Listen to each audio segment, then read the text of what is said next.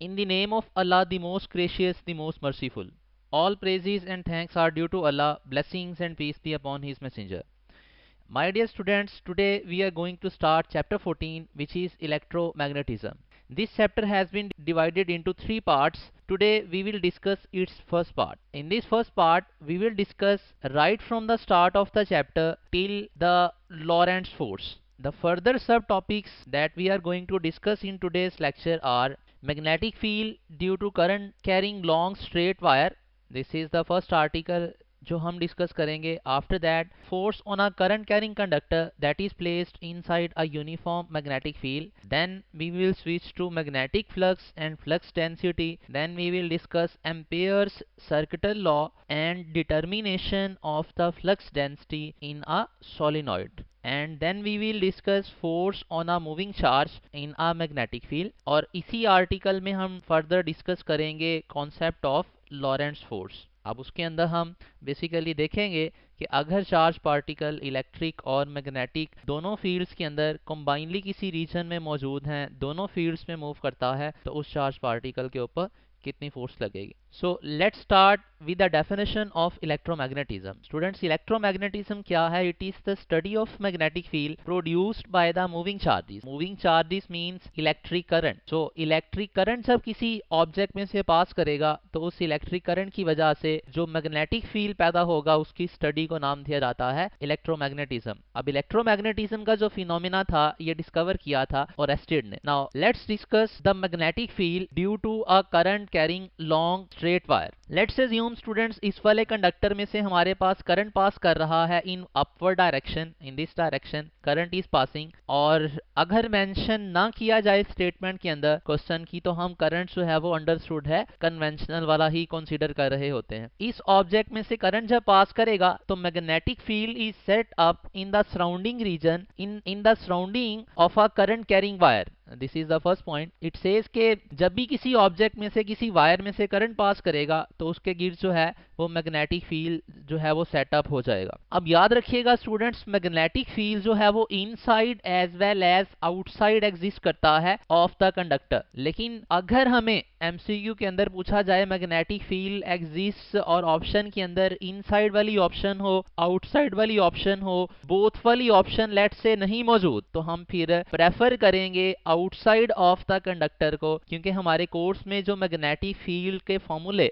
Further जब हम Ampere's law discuss करते हैं तो जो फॉर्मूलाई डिस्कस किए गए हैं वो outside the conductor he magnetic field के हैं, तो हम फिर आउटसाइड वाली ऑप्शन प्रेफर करेंगे. बहरहाल मैग्नेटिक फील्ड जो है वो एग्जिस्ट इनसाइड प्लस आउटसाइड करता है. नेक्स्ट जो हमारे पास की पॉइंट है, it is field lines are circular and their direction depends on the direction of current. This is very important कि स्ट्रेट अगर हमारे पास कंडक्टर है तो उसके गिर्द ये मैग्नेटिक जो फील्ड लाइंस की शेप होती है, ये मैग्नेटिक फील्ड लाइंस की शेप जो है दीज आर कॉन्सेंट्रिक सर्कल्स. अब ये एक मैग्नेटिक फील्ड लाइन यहाँ पे शो की गई. Similarly in infinitely many magnetic field lines can be drawn. ये सारी मैग्नेटिक फील्ड लाइंस जो हैं कॉन्सेंट्रिक होंगी और इनका सेंटर जो है वो क्या होगा, it will be the conductor. अब इनमें जो मैग्नेटिक फील्ड लाइंस की डायरेक्शन है वो डिपेंड करती है डायरेक्शन ऑफ करंट पे. अब वो कैसे डायरेक्शन ऑफ करंट से direction of magnetic field lines हमने देखनी है, अभी इसके बाद हम देखेंगे. नेक्स्ट पॉइंट है जी, फील्ड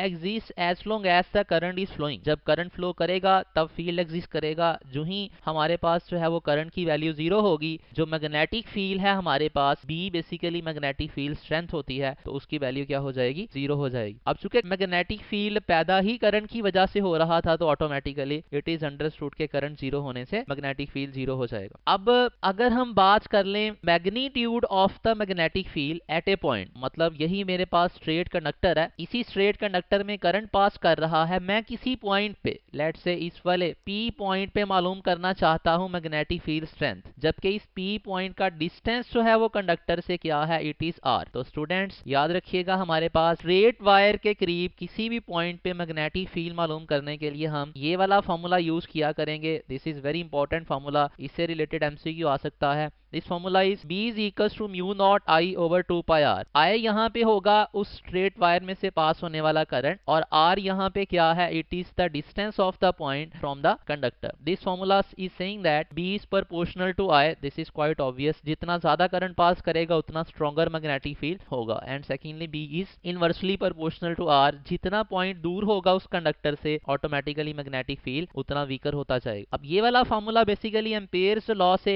जो है वो डिड्यूस्ड है, तो एम्पेयर्स लॉ भी हम डिस्कस करेंगे। ये फॉर्मूला बहरहाल हम यहाँ पे याद रखेंगे। Magnetic field due to current in a long straight wire, अगर स्ट्रेट वायर के करीब किसी पॉइंट पे मैग्नेटिक फील्ड मालूम करना हो तो हम यही वाला फॉर्मूला यूज किया करेंगे। नेक्स्ट पॉइंट है जी, direction of magnetic field lines is given by right hand fist rule. अब राइट हैंड फिस्ट रूल के अकॉर्डिंग डायरेक्शन कैसे मालूम करेंगे, this is the explanation of right hand fist rule. कहता है हम कंडक्टर को अपने राइट हैंड में इस तरह से, राइट हैंड की फिस्ट में इस तरह से जो है वो लेंगे कंडक्टर को कि हमारे पास जो इरेक्टेड थंब है वो डायरेक्शन ऑफ करंट पॉइंट करे। अगर इरेक्टेड थंब जो है वो डायरेक्शन ऑफ करंट पॉइंट करेगा तो जो हमारी फिंगर्स सर्कल करेंगी उस कंडक्टर के अक्रॉस, वो फिंगर्स की डायरेक्शन ऑफ सर्कल जो है will give us the direction of magnetic field lines. अब ऑब्वियसली ये वाला जो राइट हैंड फिस्ट रूल है ये सिर्फ कन्वेंशनल करंट के लिए है। अगर हम बात करेंगे इलेक्ट्रॉनिक करंट के लिए तो राइट हैंड फिस्ट रूल से जो भी direction of magnetic field lines आया करेगी वो डायरेक्शन को हम रिवर्स कर दिया करेंगे। सो नेक्स्ट हमारे पास है कन्वेंशनल करंट की अगर बात की जाए flowing out of the page, तो अगर current out of the page move करे या अपवर्ड डायरेक्शन में मूव कर रहा हो तो मैग्नेटिक फील्ड लाइन स्टूडेंट्स की डायरेक्शन जो है वो एंटी क्लॉकवाइज हुआ करेगी। जैसा कि इस वाली डायग्राम में अगर हम देखें करंट इज फ्लोइंग अपवर्ड, तो इन मैग्नेटिक फील्ड लाइंस को अगर मैं ऊपर वाली साइड से यहां से ऑब्जर्व करूं, जो कि नॉर्मली यहीं से ही करेंगे, तो इन वाली मैग्नेटिक फील्ड लाइंस की डायरेक्शन कैसी होगी, it will be anti clockwise. लेकिन अगर इन्हीं मैग्नेटिक फील्ड लाइंस को मैं नीचे से यहां से व्यू करूं तो ये मैग्नेटिक फील्ड लाइंस की डायरेक्शन क्लॉकवाइज होगी। स्टेटमेंट में इस चीज का भी आपने ख्याल रखना है कि हम कंडक्टर को व्यू किस साइड से कर रहे हैं। नॉर्मली हम अगर हमारे पास अपवर्ड करंट फ्लो कर रहा है तो ऊपर से ही व्यू करते हैं, तो हमारे पास ऊपर से व्यू करने पे क्या होगा जी, direction of magnetic field lines anti clockwise, और नीचे से व्यू करने पे direction of magnetic field lines clockwise होगी। सिमिलरली अगर हम बात करें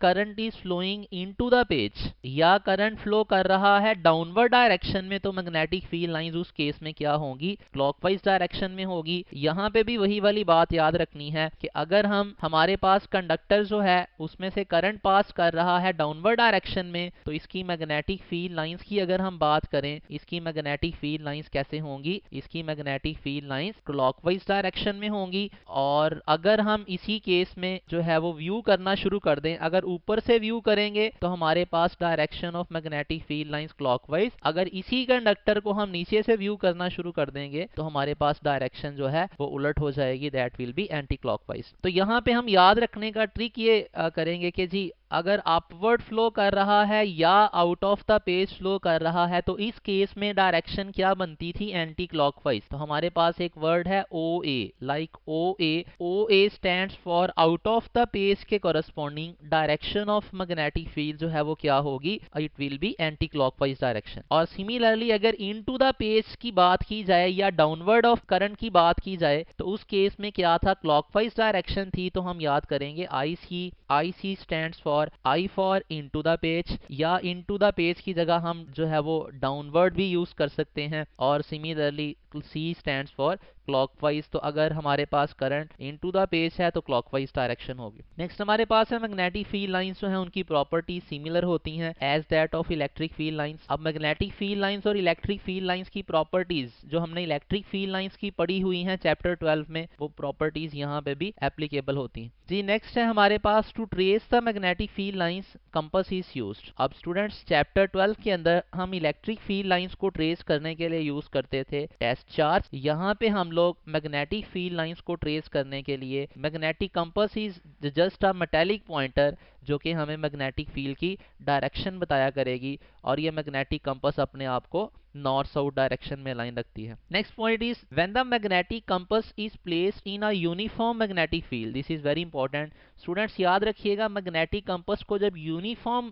मैग्नेटिक फील्ड में रखा जाए तो वो मैग्नेटिक कंपास जो है वो सिर्फ टॉर्क एक्सपीरियंस करेगी। इस केस में क्या होगा, अगर यूनिफॉर्म मैग्नेटिक फील्ड में उसको प्लेस किया हुआ है, उसके ऊपर कपल ऑफ फोर्सेस एक्ट कर रही होती हैं, और कपल ऑफ फोर्सेस का जो सम होता है हमारे पास वो हमेशा क्या आता है, जीरो आता है। तो इसका मतलब है जब हमारे पास मैग्नेटिक फील्ड यूनिफॉर्म है और उस यूनिफॉर्म फील्ड में हम कंपास को प्लेस करते हैं मैग्नेटिक फील्ड की डायरेक्शन मालूम करने के लिए, तो कंपास के ऊपर टॉर्क एक्ट करेगा, फोर्स एक्ट नहीं करेगी। लेकिन अगर हम उसको नॉन यूनिफॉर्म फील्ड में प्लेस करें मैग्नेटिक कंपास को, तो उसके करस्पॉन्डिंग टॉर्क भी एक्सपीरियंस करेगी कंपास और फोर्स भी एक्सपीरियंस करेगी। सो नेक्स्ट हम एमसीक्यू डिस्कस कर लेते हैं regarding the magnetic field lines due to a straight conductor. First question is a current is flowing in a straight conductor vertically upward. Students current किस direction में pass कर रहा है, it is passing in upward direction. कहता है the direction of magnetic field when seen below the conductor. तो यहाँ पे वही वाली चीज हम यूज कर रहे हैं। अगर हमारे पास करंट फ्लो कर रहा है अपवर्ड डायरेक्शन में,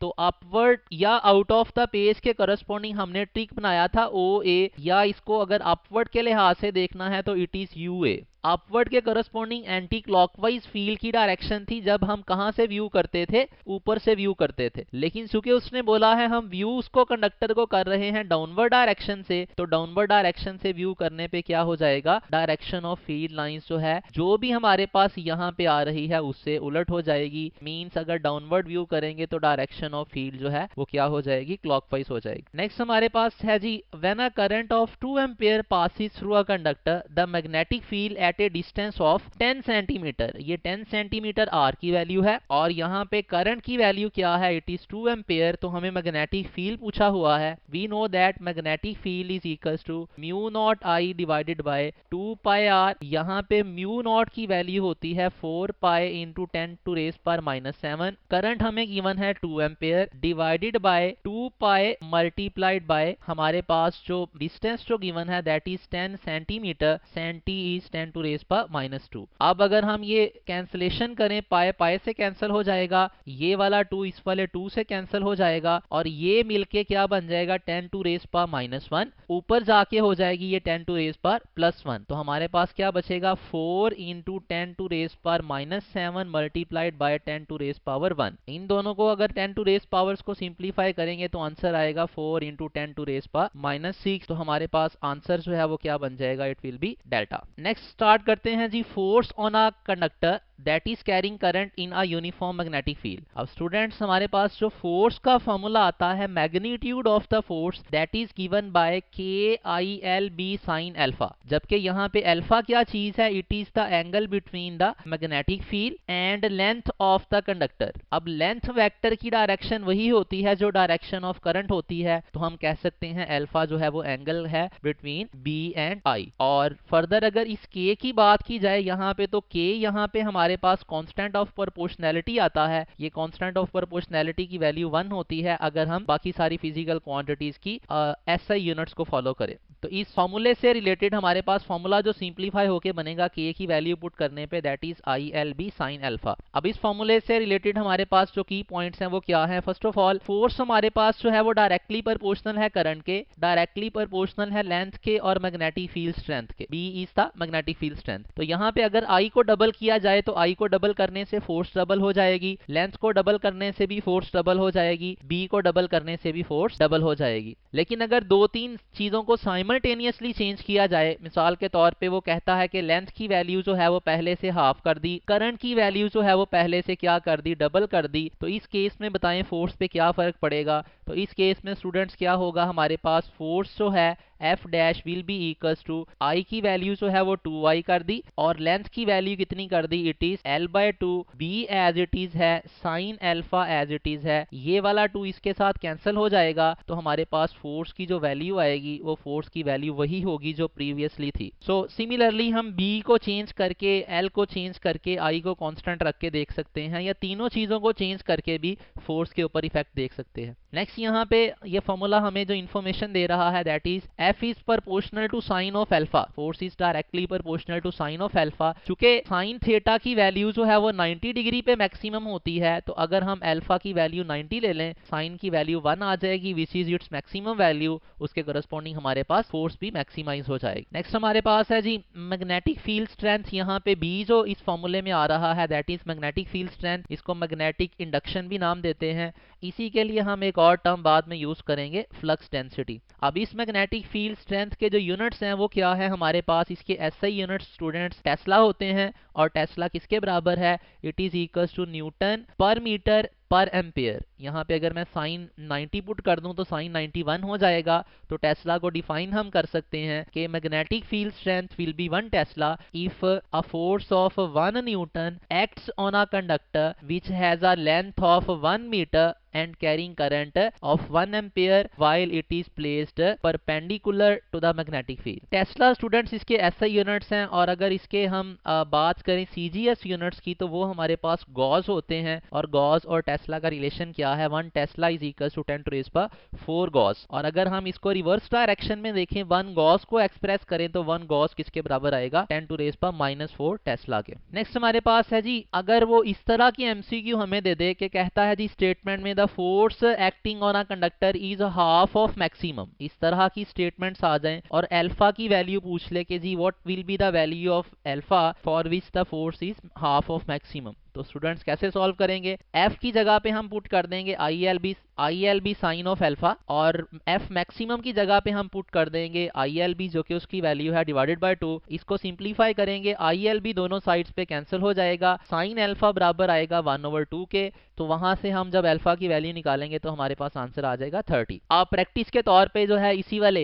MCQ की प्रैक्टिस, इसी टाइप की MCQ की प्रैक्टिस के लिए ये दो जो है वो खुद से ट्राई कर सकते हैं कि अगर हमें दे दिया जाए स्टेटमेंट में force is equals to 1/√2 times the maximum force, तो अल्फा की वैल्यू मालूम करें। सिमिलरली इसको भी आप प्रैक्टिस टास्क के तौर पे कर सकते हैं। नेक्स्ट हमारे पास है जी डायरेक्शन ऑफ फोर्स। तो students direction of magnetic force जो है वो मालूम करने के लिए हम right hand cross product rule use कर सकते हैं। Right hand cross product rule कहता है कि हमारे पास curl the fingers of your right hand from the first vector towards second vector, erected thumb will give you the direction of force। Next हमारे पास जी right hand palm rule. Right hand palm rule के according force मालूम की direction मालूम करने के लिए क्या करेंगे, हम राइट हैंड को स्ट्रेच करेंगे, राइट हैंड की फिंगर्स को प्लेस करेंगे in the direction of magnetic field, right hand के थंब को जो है वो रखेंगे in the direction of current. तो राइट हैंड की जो पाम है उससे जो वेक्टर निकलेगा परपेंडिकुलर नॉर्मल वेक्टर, वो डायरेक्शन ऑफ फोर्स देगा। या हम यूज कर सकते हैं Fleming left hand rule. Fleming left hand rule की भी एक्सप्लेनेशन अभी हम नेक्स्ट में करेंगे। तो ये हमारे पास बेसिकली वो कंडक्टर था जिसके ऊपर हम फोर्स जो है वो ऑब्जर्व कर रहे थे। इन रूल्स में से कोई भी रूल अगर हम यहाँ पे यूज करें तो डायरेक्शन ऑफ फोर्स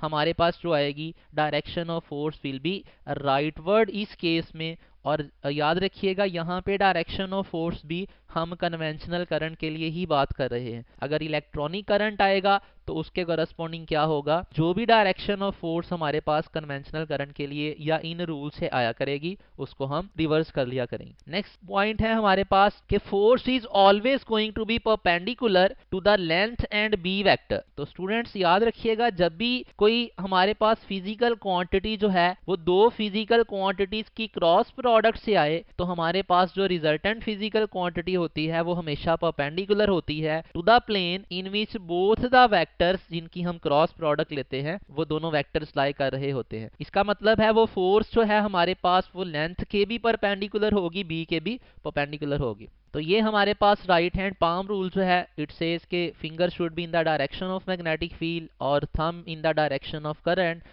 फोर्स जो है वो राइट हैंड की पाम से नॉर्मल वेक्टर होगी। ये वाला अगर राइट हैंड पाम रूल हम यहाँ पे यूज करें इस वाले सर्किट के अंदर, तो इस वाले सर्किट के अंदर राइट हैंड पाम रूल के अकॉर्डिंग ही करंट हमारे पास फ्लो कर रहा था इस डायरेक्शन में, मैग्नेटिक फील्ड हमारे पास अपवर्ड था। तो जब हम दोनों को जो है वो डायरेक्शन में, फिंगर्स को मैग्नेटिक फील्ड और करंट की डायरेक्शन में थंब को करेंगे तो फोर्स की डायरेक्शन यही बनेगी। अब ये सर्किट हॉरिजॉन्टल पड़ा हुआ है तो करंट की डायरेक्शन प्रैक्टिकली स्पीकिंग यहाँ पे अगर मैं यहीं पे डिस्कस करना चाहूँ तो वो इनटू द पेज बन रही होगी, वो अपवर्ड नहीं बन रही होगी। यहाँ पे इट सीम्स लाइक वो अपवर्ड बन रही है। बहरहाल फ्लेमिंग लेफ्ट हैंड रूल भी हम यहाँ पे देख लेते हैं। Fleming left hand rule students हमारे पास इट सेज के जी अपने लेफ्ट हैंड की फिंगर्स को, लेफ्ट हैंड के थंब को और इंडेक्स फिंगर और मिडल फिंगर, इन तीनों को यूज करके आप मैग्नेटिक फोर्स की डायरेक्शन मालूम कर सकते हैं। यहाँ पे हमारे पास बी जो है वो index finger will represent the direction of B, I की डायरेक्शन जो है वो हमारे पास मिडल फिंगर से आएगी और उसके बाद हमारे पास फोर्स जो है वो इरेक्टेड थंब देगा। तो इसके अकॉर्डिंगली भी फोर्स की डायरेक्शन वही आया करेगी जो राइट हैंड पाम रूल से आएगी। तो जो भी आपको कन्वीनियंट लगेगा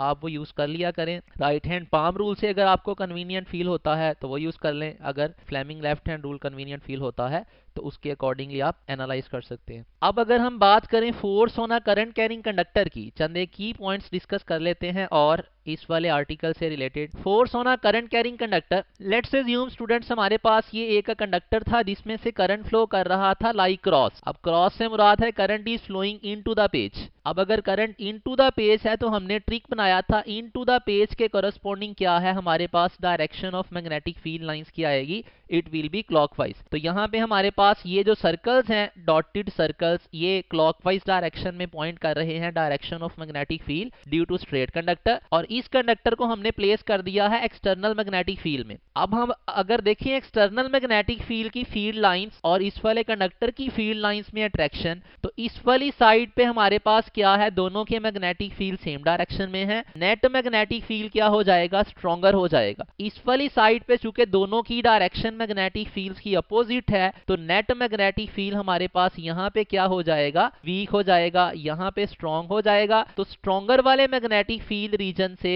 वीक वाले मैग्नेटिक फील्ड रीजन की जानिब हमारे पास कंडक्टर पे फोर्स लगना शुरू हो जाएगी। तो उस फोर्स की डायरेक्शन यहाँ पे जो बन रही होगी वो डायरेक्शन क्या है, दैट इज डाउनवर्ड। इस वाली सिनेरियो के अंदर force will be in downward direction. तो स्टूडेंट्स यहाँ पे अगर आप राइट हैंड पाम रूल से भी डायरेक्शन चेक करें तो वो राइट हैंड पाम रूल से भी डायरेक्शन हमारे पास यही बन रही है। तो ये इस वाली डायग्राम के अंदर उसने यही लेबल किया हुआ है, यहाँ पे फील्ड वीकर हो गया, यहाँ पे फील्ड स्ट्रॉन्गर हो गया, conductor will be tend to move in downward direction. या अगर इसको हम हॉरिजॉन्टल प्लेन में देख लें या अगर इसको हम एनालाइज कर लें तो हमारे पास जो फोर्स की डायरेक्शन है it will be like this vector. तो नेक्स्ट हमारे पास पॉइंट है जी, wires carrying current in the same direction will attract each other.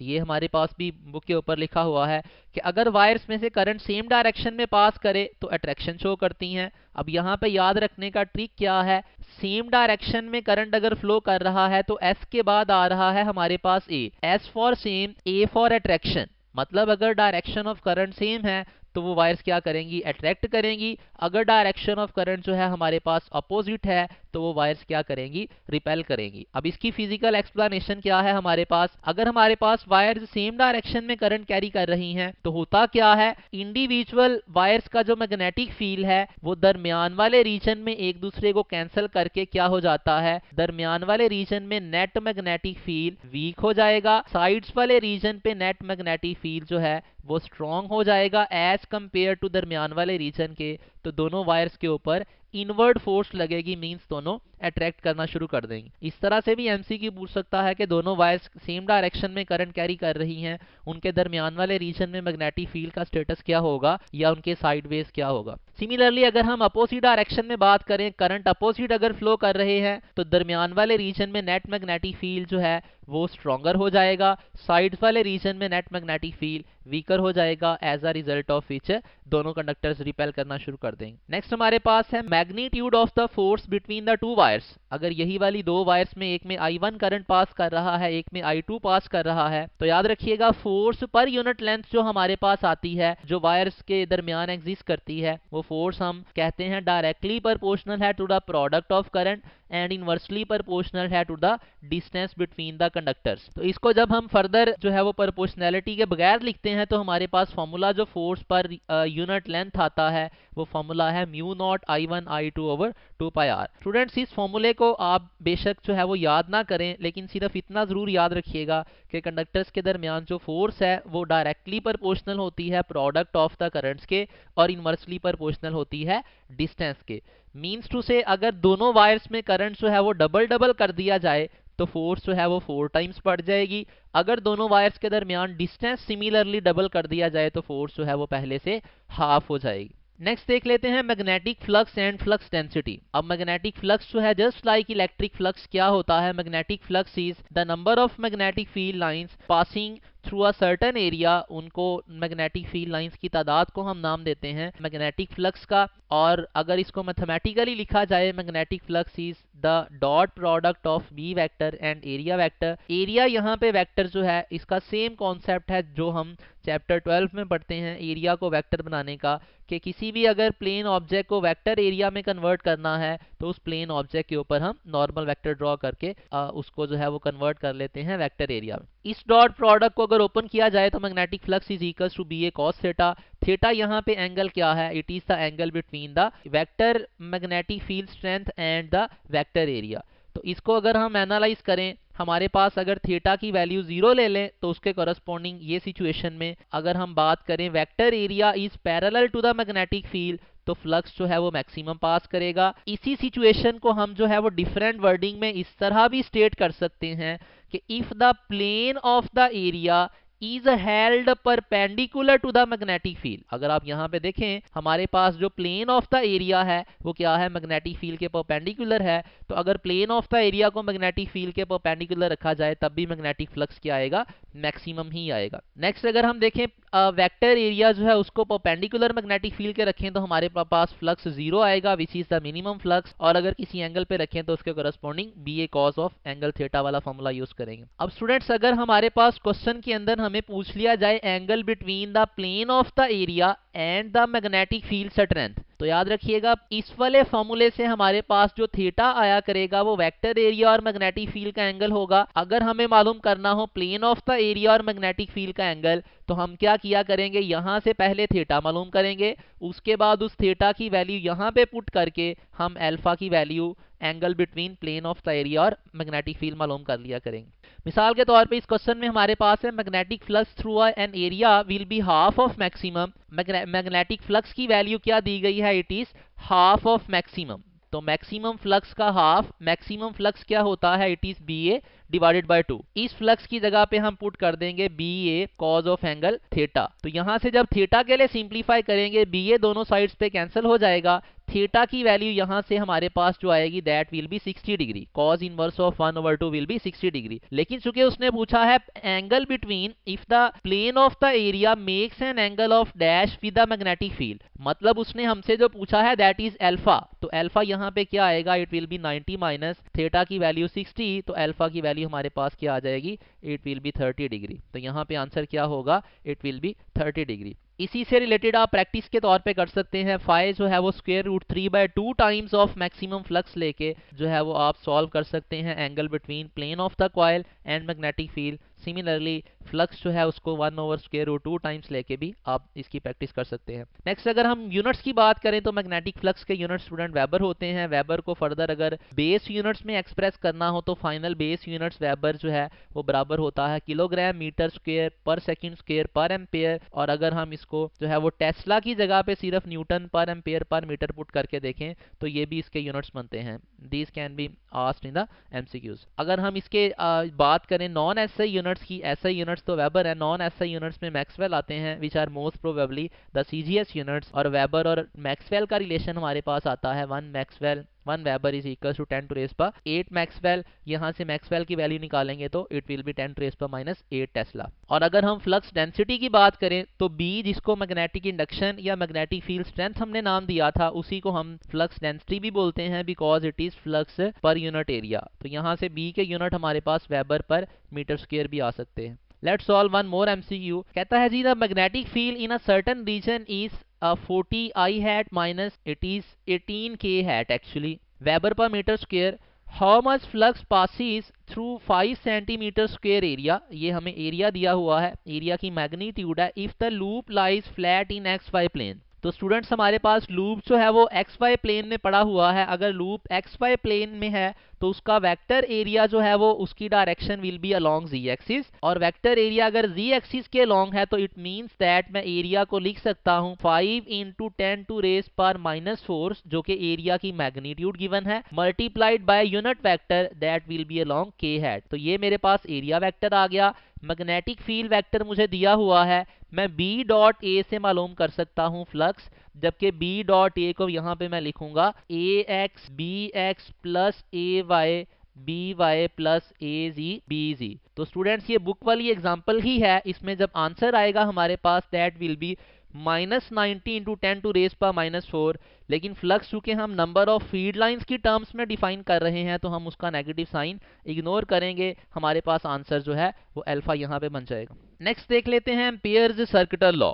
Students amperes circuital law state कि sum of all the b dot delta lengths into which the complete Amperian path is divided is equals to mu naught times the current enclosed by the Amperian path। Means to say हमारे पास ये वाली terms का जो sum होगा this is equals to mu naught times the current enclosed by the Amperian path. अब यहाँ पे Ampere's law जो है it is only applicable to the close path. याद रखिएगा वो क्लोज पाथ जिन पे एम्पियर्स लॉ एप्लीकेबल होता है those close paths are known as Amperian paths. और यहाँ पे प्रीवियस गॉसिस लॉ में हम जो इमेजिनरी चीज एज्यूम करते हैं गॉसिस लॉ को अप्लाई करने के लिए वो थी गॉसियन सरफेस, लेकिन यहाँ पे उसके पैरेलल में हम लोग एम्पेरियन सरफेस नहीं बल्कि एम्पेरियन पाथ डिफाइन कर रहे हैं। इस फॉर्मूला के अंदर अगर म्यू नॉट की बात की जाए तो याद रखिएगा म्यू नॉट क्या है, it is the permeability of free space और इसकी value 4 pi into 10 to raise पर -7 weber per ampere per metre. अगर हमारे पास जो है वो वैक्यूम के अलावा कोई मीडियम आ जाए तो उस केस में म्यू नॉट को हम रिप्लेस करेंगे म्यू के साथ, जबकि म्यू हमारे पास जो है वो बराबर होता है mu naught multiplied by mu r. ये बिल्कुल वैसे ही है जैसे हम कुलॉम्स लॉ के अंदर जब मीडियम आता था तो फॉर्मूले के अंदर एप्सिलॉन नॉट की जगह epsilon naught into epsilon r put करते थे। यहाँ पे म्यू नॉट के साथ म्यू आर पुट किया करेंगे, जबकि म्यू आर जो है वो relative permeability of the medium कहलाता है। म्यू आर जो है it will be just like epsilon r, ये भी यूनिटलेस होगा। इसकी वैल्यू जो है वो डिफरेंट सब्सटेंसेस के लिए जस्ट एमसीक्यूज के लिए याद रखिएगा। फेरोमैग्नेटिक के लिए इसकी value very very greater than 1 होती है, पैरा के लिए जस्ट ग्रेटर देन 1 होती है, और फेरो डायामैग्नेटिक सब्सटेंस के लिए इनकी वैल्यू जो है 1 से स्मॉलर होगी। This is 1, mu r is smaller than 1। तो ये स्टूडेंट्स हमारे पास अगर हम मैग्नेटिक फील्ड मालूम करना चाह रहे हैं इस वाला लेट्स अज्यूम मेरे पास ये स्ट्रेट कंडक्टर है which is carrying current in upward direction, मैं यहाँ पे कहीं मैग्नेटिक फील्ड मालूम करना चाह रहा हूँ तो मैं क्या करूँगा, एक यहाँ पे एम्पेरियन पाथ एज्यूम करूँगा, उस एम्पेरियन पाथ को छोटे छोटे सेगमेंट्स में डिवाइड करूँगा, हर सेगमेंट के लिए B dot delta length calculate करूँगा और इसको इक्वलाइज कर दूंगा mu naught times the current enclosed by the Amperian path. जो करंट यहाँ से पास कर रहा होगा दैट विल बी कंडक्टर में से that will be obviously the current through Amperian path. Next हम देख लेते हैं field due to a current carrying solenoid. अब ये हमारे पास जो है वो गॉसिस लॉ की एप्लीकेशन हमारी बुक में डिटेल में डिस्कस की गई है। तो सॉलिनॉइड क्या होती है हमारे पास student, solenoid is a long tightly bound cylindrical coil of the wire, और ये सॉलिनॉइड जो है इसमें से जब करंट पास करेगा तो जस्ट लाइक स्ट्रेट कंडक्टर ये भी जो है मैग्नेटिक प्रॉपर्टीज जो है वो एग्जिबिट करेगी और इसका मैग्नेटिक फील्ड जो है वो रिजेंबल करेगा just like the magnetic field of a bar magnet. अब सॉलिनॉइड से रिलेटेड जो है वो क्विकली की पॉइंट्स देख लेते हैं। फर्स्ट पॉइंट इज सॉलिनॉइड की आउटसाइड में मैग्नेटिक फील्ड जो है स्टूडेंट्स उसकी डायरेक्शन जो है वो नॉर्थ से साउथ की डायरेक्शन में होती है। और अगर हम आउटसाइड मैग्नेटिक फील्ड स्ट्रेंथ की बात करें तो मैग्नेटिक फील्ड प्रेजेंट जरूर होता है लेकिन magnetic field outside the solenoid इंतहाई वीक होता है, तो हम उसको जो है वो आउटसाइड मैग्नेटिक फील्ड को इग्नोर कर देते हैं। लेकिन याद रखिएगा अगर उसको कंसीडर किया जाए तो उसकी direction from north to south होगी just like a bar magnet. अगर हम बात करें फील्ड इनसाइड द सॉलिनॉइड की तो इनसाइड फील्ड जो है वो यूनिफॉर्म होगा, स्ट्रॉन्गर होगा और उसकी डायरेक्शन जो है वो नॉर्थ से साउथ नहीं होगी बल्कि साउथ से नॉर्थ होगी। नेक्स्ट अगर इनसाइड मैग्नेटिक फील्ड की वैल्यू हम देखें तो इनसाइड मैग्नेटिक फील्ड बराबर होगा mu not into N into I. यहाँ पे म्यू नॉट वंस अगेन वही permeability of the vacuum, N हमारे पास क्या है number of turns per unit length और I is the current passing. अगर यहाँ से देखें हम बी का relation with the these parameters तो B is directly proportional to N which is number of turns per unit length, current के भी डायरेक्टली प्रोपोर्शनल है। और अगर इसका relation length of the solenoid के साथ बनाया जाए that is inversely proportional, total number of turns के साथ बी का रिलेशन भी डायरेक्ट है। तो यहाँ पे हम 2 पैरामीटर्स या 3 पैरामीटर्स को चेंज करके एनालाइज कर सकते हैं बी का जो है वो इफेक्ट बी के ऊपर उनका क्या होगा। नेक्स्ट स्टूडेंट्स हमारे पास पॉइंट है cutting the solenoid into 2 equal parts and passing the same current from each part will result. अगर हम सॉलिनॉइड को कट कर दें इनटू n पार्ट्स जितने मर्जी उसके पार्ट्स बना दें, और हर इंडिविजुअल पार्ट से हम जो है वो इंपॉर्टेंट चीज क्या है, सेम करंट पास करें। तो याद रखिएगा स्टूडेंट्स, सेम करंट पास करने से सोलिनॉइड को जब हम कट करके मैग्नेटिक फील्ड एनालाइज करते हैं, तो इस वाली पर्टिकुलर सिचुएशन में अगर हम उसको दो हाफ्स में कट कर रहे हैं तो कैपिटल एन भी हाफ हो जाएगा, लेंथ ऑफ द सोलिनॉइड भी हाफ हो जाएगी, दोनों का ऊपर नीचे इफेक्ट कैंसिल हो जाएगा, मैग्नेटिक फील्ड वंस अगेन वही पैदा होगा जो पहले सोलिनॉइड कंप्लीट वाली पैदा कर रही थी। तो पॉइंट टू से इज कि अगर सोलिनॉइड को n इक्वल पार्ट्स में कट किया जाए और उनमें से सेम करंट पास करवाया जाए तो मैग्नेटिक फील्ड पे कोई फर्क नहीं पड़ता। हाँ अलबत्ता अगर सोलिनॉइड को कंप्रेस किया जाए तो कंप्रेस करने से सोलिनॉइड को, चूंकि n की वैल्यू स्मॉल n जो के बराबर है capital N over length, length of the solenoid अगर आप डिक्रीज कर रहे हैं, नंबर ऑफ टर्न्स तो सेम है, तो लेंथ डिक्रीज करने से n की वैल्यू इंक्रीज होगी, अगर n की वैल्यू इंक्रीज होगी तो हमारे पास मैग्नेटिक फील्ड भी इंक्रीज हो जाएगा। नेक्स्ट हमारे पास है कि अगर हमें पूछ ले मैग्नेटिक फील्ड सोलिनॉइड के एजिस पे कितना है, तो याद रखिएगा मैग्नेटिक फील्ड आउटसाइड हम एज्यूम करते हैं 0 है। अगर हम मैग्नेटिक फील्ड इनसाइड की बात करें दैट इज मैक्सिमम, और उसकी वैल्यू क्या होती है म्यू नॉट ni, और अगर एजिस पे बात की जाए तो एजिस पे मैग्नेटिक फील्ड जो है सोलिनॉइड के अंदर जो मैग्नेटिक फील्ड है उसका हाफ हो जाता है, ये भी न्यूमेरिकल में पूछा जा सकता है। नेक्स्ट हमारे पास है डायरेक्शन ऑफ मैग्नेटिक फील्ड जो है वो सोलिनॉइड के लिए राइट हैंड ग्रिप रूल से मालूम करेंगे। राइट हैंड ग्रिप रूल कहता है जी कि अपने राइट हैंड में सोलिनॉइड को ग्रिप करें इन सच अ वे कि आपके राइट हैंड की फिंगर्स जो हैं वो सर्कल करें इन द डायरेक्शन ऑफ करंट, तो हमारे पास जो इरेक्टेड थंब होगा वो क्या देगा, नॉर्थ पोल वाली साइड को जो है वो रिप्रेजेंट करेगा।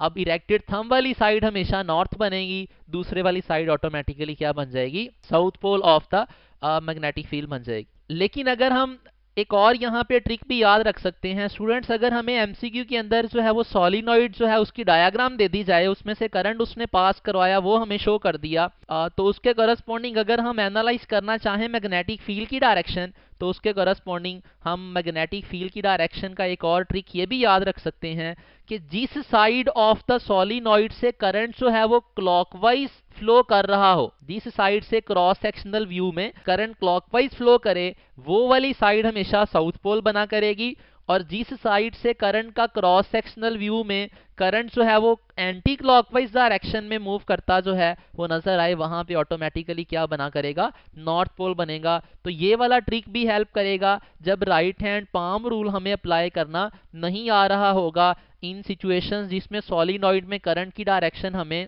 क्लियरली नहीं पता चल रही होगी, तो हम जस्ट उसका क्रॉस सेक्शनल व्यू देखेंगे, अगर करंट क्लॉकवाइज है तो उसके करस्पॉन्डिंग वो वाली साइड साउथ पोल होगी, it will be anti clockwise current में नॉर्थ पोल बन जाएगी। अब नेक्स्ट हमारे पास की पॉइंट है बी जो है वो मैग्नेटिक फील्ड सोलिनॉइड का, वो सोलिनॉइड के रेडियस पे डिपेंड नहीं करता, रेडियस की वैल्यू आप ज्यादा कर दें कम कर दें, सोलिनॉइड में अगर करंट सेम है बाकी सारे पैरामीटर सेम है तो सोलिनॉइड के मैग्नेटिक फील्ड पे कोई फर्क नहीं पड़ेगा। अब ये हमारे पास जो है वो सोलिनॉइड के डिफरेंट व्यूज हैं।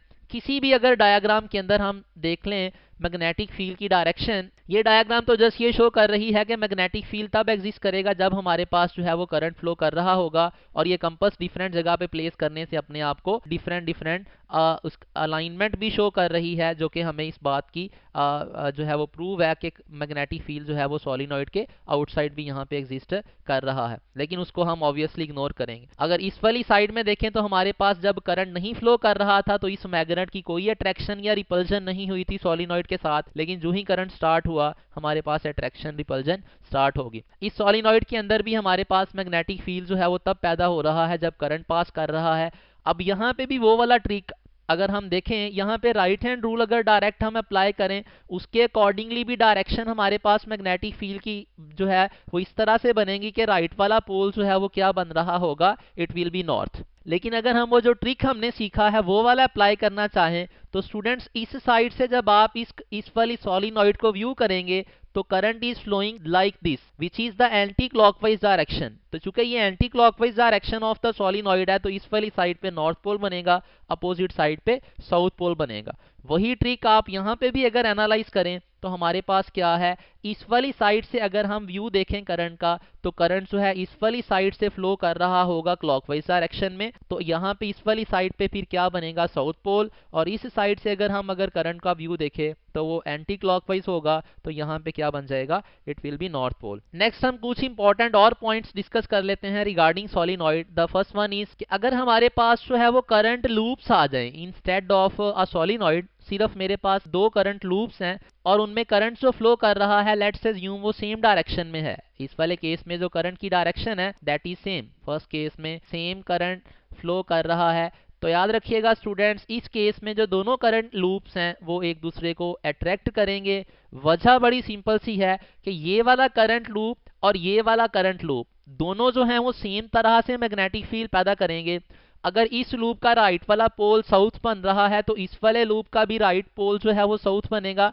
दरमियान वाले पोल्स क्या बन जाएंगे, अपोजिट बन जाएंगे। तो अपोजिट पोल्स बनने की वजह से दोनों अट्रैक्ट करना शुरू कर देंगे। सिमिलरली इस वाले अगर सेकंड केस में देखें तो करंट हमारे पास क्या है, अपोजिट फ्लो कर रहा है। करंट अपोजिट फ्लो करेगा तो दोनों के मैग्नेटिक फील्ड भी अपोजिट पैदा हो रहे होंगे। मैग्नेटिक फील्ड अगर इसका ये वाला right side of this loop जो है वो साउथ है तो इसकी राइट साइड हमारे पास नॉर्थ बनेगी। इट मीन्स टू से कि दरमियान में क्या आ जाएंगे, दोनों के सिमिलर पोल्स एक दूसरे के सामने आ जाएंगे। सिमिलर पोल्स आएंगे तो हमारे पास क्या हो जाएगा, दोनों एक दूसरे को रिपेल करना शुरू कर देंगे।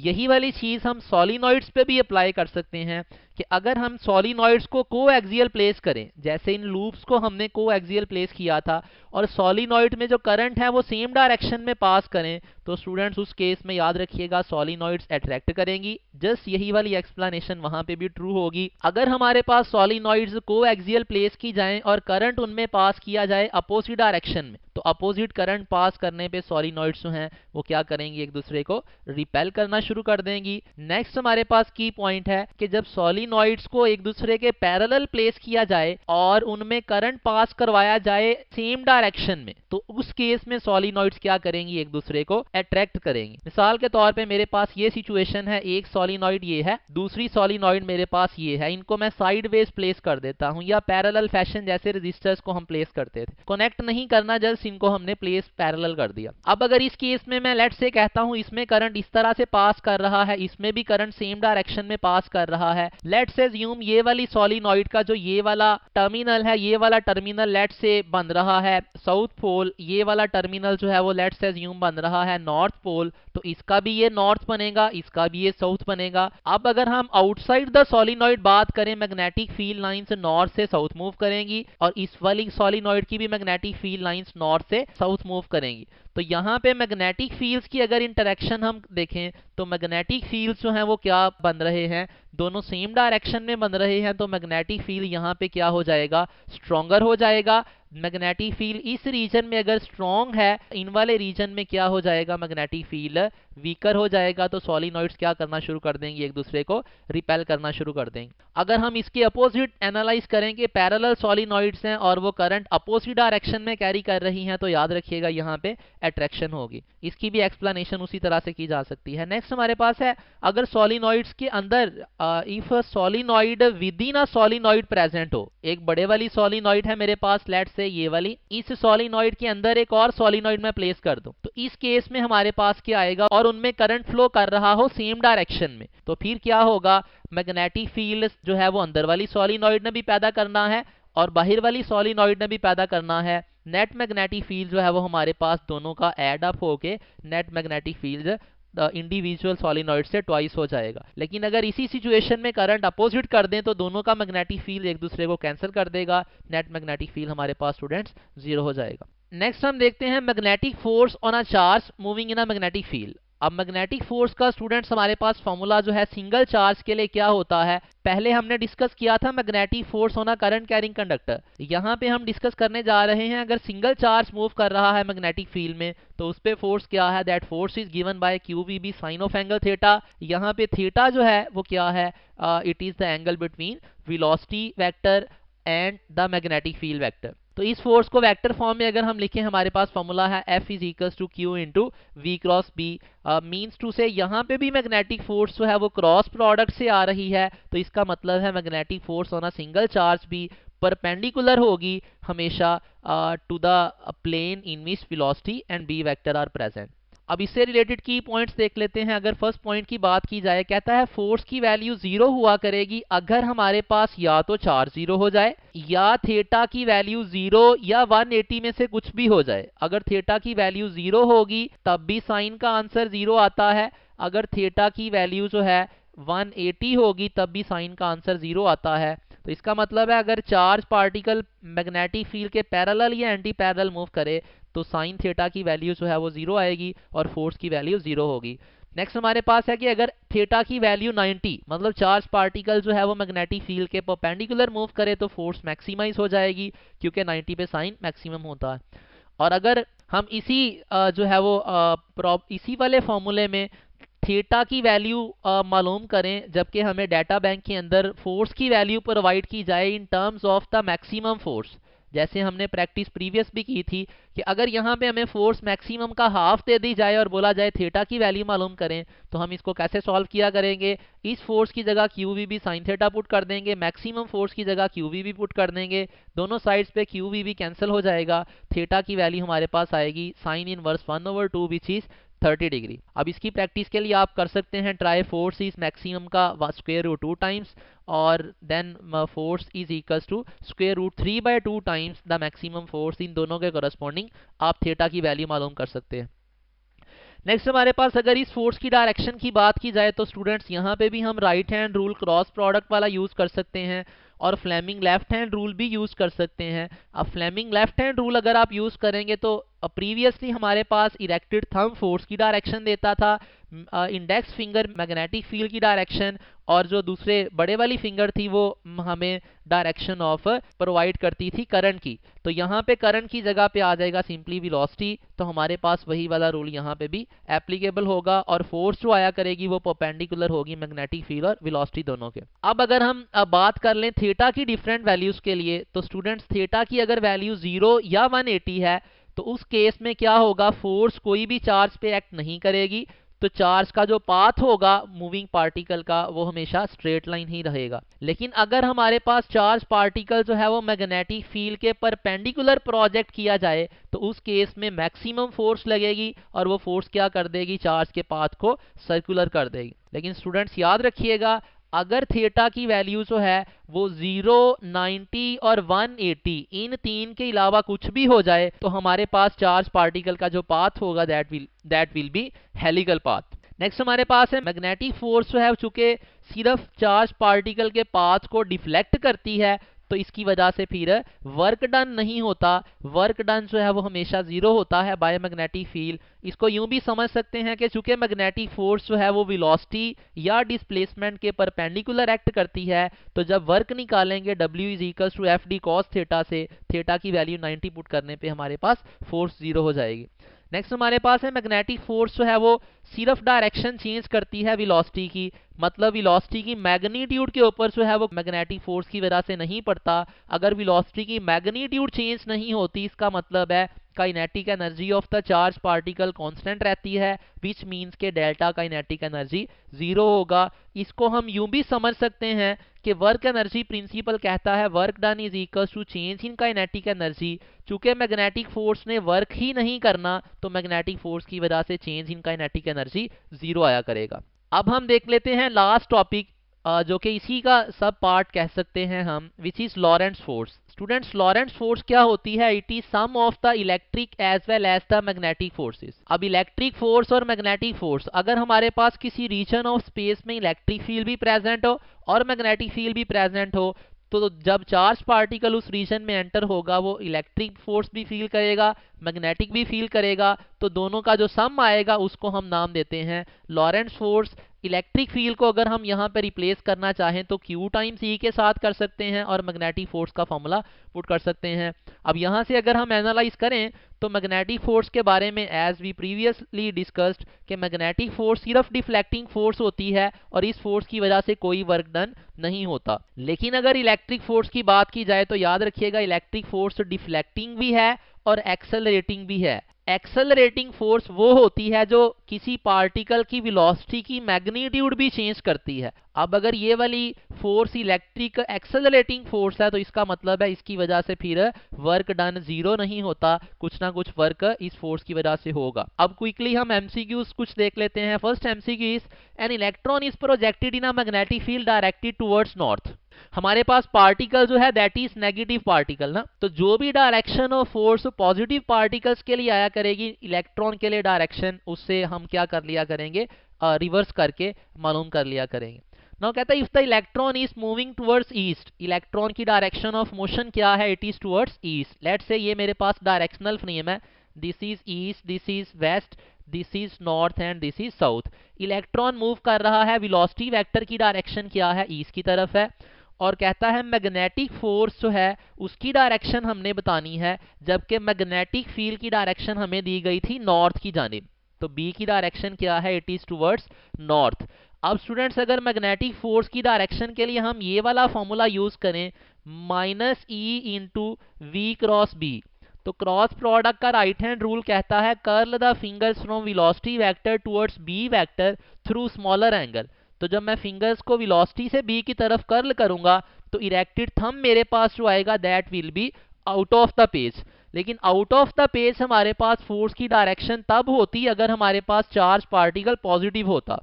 चूंकि यहाँ पे चार्ज पार्टिकल नेगेटिव है तो हम डायरेक्शन फिर हमारे पास ऑटोमेटिकली क्या हो जाएगी, it will be shifted into the page. जो भी पॉजिटिव के लिए आई उससे अपोजिट डायरेक्शन नेगेटिव पार्टिकल के लिए। जी स्टूडेंट्स हमारे पास नेक्स्ट एमसीक्यू है two electron beams moving parallel will. अगर इलेक्ट्रॉन बीम्स पैरेलल मूव कर रही हैं तो वो क्या करेंगी, तो स्टूडेंट्स जस्ट लाइक हमारे पास स्ट्रेट कंडक्टर्स में जब सेम डायरेक्शन में करंट पास करता था तो वो कंडक्टर्स दोनों एक दूसरे को अट्रैक्ट करते थे, just like that way electron beams भी अगर पैरेलल मूव करेंगी तो वो अट्रैक्ट ही करेंगी। हाँ बहरहाल यहाँ पे अगर उनके दरमियान इलेक्ट्रिक फोर्स की बात की जाए तो इलेक्ट्रिक फोर्स की वजह से दोनों बीम्स एक दूसरे को रिपेल करने की कोशिश करती हैं, लेकिन हम जो है वो यहाँ पे डोमिनेटिंग फोर्स को कंसीडर कर रहे होते हैं। वो हम मैग्नेटिक फोर्स को डोमिनेटिंग फोर्स कंसीडर करते हैं, तो हम कहते हैं कि मैग्नेटिक फोर्स डोमिनेट करेगी, as a result of which हमारे पास अट्रैक्टिव फोर्सेस जो हैं वो रिपल्सिव से डोमिनेट करेंगी, तो हमारा आंसर अट्रैक्शन की फॉर्म में ही होगा। प्रैक्टिकली स्पीकिंग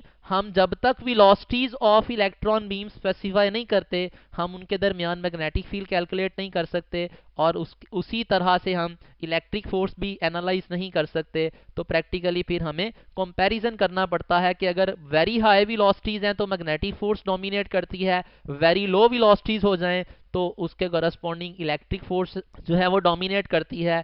तो वेरी लो वेलोसिटीज के लिए फिर हम कहेंगे नेट जो है वो फोर्स रिपल्जन की होगी, वेरी हाई के लिए क्या होगा, नेट फोर्स अट्रैक्शन की होगी। लेकिन अगर मेंशन कुछ भी नहीं किया रिगार्डिंग द वेलोसिटी, तो चूंकि हमारे पास इलेक्ट्रिक और मैग्नेटिक फोर्सेस का बीम्स ऑफ इलेक्ट्रॉन के लिए कॉम्बिनेशन डिस्कस नहीं किया गया, हम सिर्फ मैग्नेटिक फोर्स के पर्सपेक्टिव से आंसर किया करेंगे विच is the attraction force of attraction. अगर एंटी पैरेलल मूव करेंगी बीम्स ऑफ इलेक्ट्रॉन तो उस केस में आंसर क्या हो जाएगा, रिपल्शन हो जाएगा। नेक्स्ट हमारे पास क्वेश्चन है if the force for a current carrying solenoid the current is doubled and length is also doubled then the new magnitude of the magnetic field. तो स्टूडेंट्स हमारे पास करंट भी डबल किया, करंट डबल करने से B की value double होगी, length की वैल्यू डबल की, लेंथ डबल करने से हमारे पास बी ने क्या होना है, बी हमारे पास होता है mu naught capital N, length बटे में आता है। अब लेंथ की वैल्यू वो कह रहा है डबल की है, सो ये हमारे पास mu not N multiplied by I, current की वैल्यू भी क्या कर दी गई, it is double.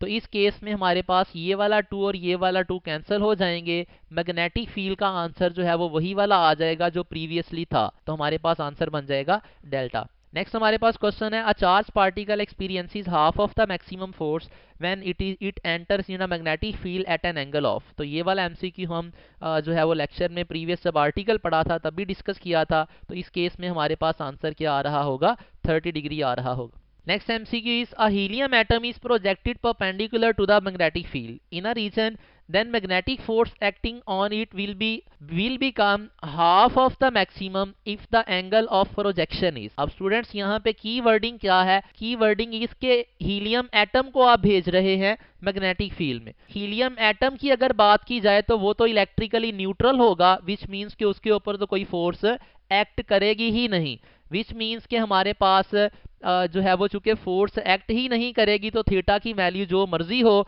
Irrespective of that thing force ने जीरो ही रहना है, उसको हाफ डबल नहीं किया जा सकता। तो हमारे पास यहाँ पे आंसर बन जाएगा delta which is not possible as it experiences no force. Thank you very much, that is all from this lecture. For further practice please consult step practice book. Thank you.